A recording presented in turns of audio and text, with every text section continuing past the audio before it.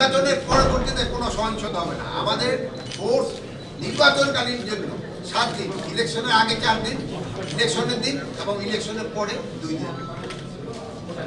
থাকবে। আর প্লাস এবারের মতো আধুনিক প্রযুক্তি কোনো সময় ব্যবহার হয়নি, আর এবারের মতো এত সংখ্যক ফোর্সও কোনোদিন ব্যবহার হয়নি, আর এবারের মতো এত আগে সব ফোর্সও ডিপ্লয় হয়।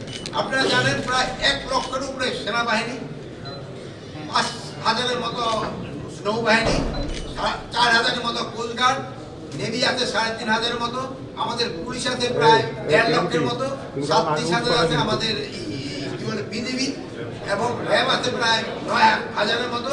আর সবচেয়ে মেইন ফোর্স হলো আমাদের আনসার, এখানে প্রায় তারা 5 লক্ষের উপরে থাকবে। বাহিনী অনেক, প্রতিটা কেন্দ্রে সিসিটিভি থাকবে, বডি ক্যাম থাকবে, তারপরে আপনার ডগ স্কোয়াড থাকবে, ড্রোন থাকবে, মানে কোনো কিছুর অভাব নেই। খালি আপনারা সত্যি সংবাদটা প্রকাশ করবেন, এই জন্য আপনাদের কাছে আমার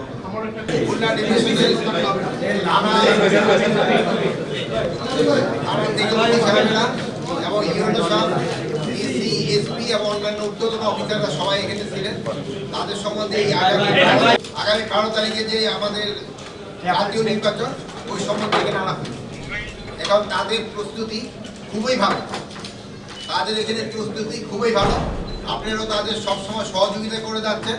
আমিও আশা করবো ভবিষ্যতে আপনারা তাদের সহযোগিতা করেন, এবং আমরা খুব খুশি হয়েছি আপনারা সবসময় সত্যি সংবাদ প্রকাশ করেন। এবং এটার জন্য কিন্তু এলাকার আইন শৃঙ্খলা পরিস্থিতি ভালো হচ্ছে এবং থাকছে। আর যদি আপনাদের থেকে 2-1 জনে আবার খারাপ কোনো সংবাদ, মিথ্যা সংবাদ প্রকাশ করে, তবে কিন্তু পরিস্থিতি অনেক সময় খারাপের দিকে যেতে পারে।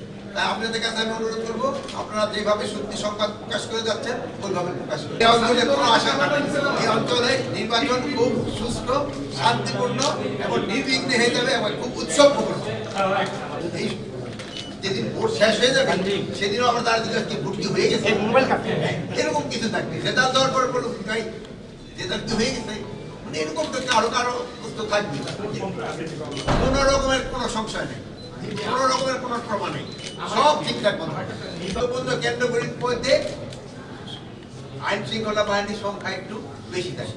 যেমন ধরেন আপনি একটু বয়স্ক মানুষ, আমি একটু বয়স্ক, একটু শীত থাকে, আমরা একটা কোট গাইছি, আর ইয়াং ভাই এগুলো কোট ঠোঁট গায়ে, যে জায়গায় যেরকম অবস্থা ওই রকম অবস্থা। থ্যাংক ইউ, ভালো থাকবেন।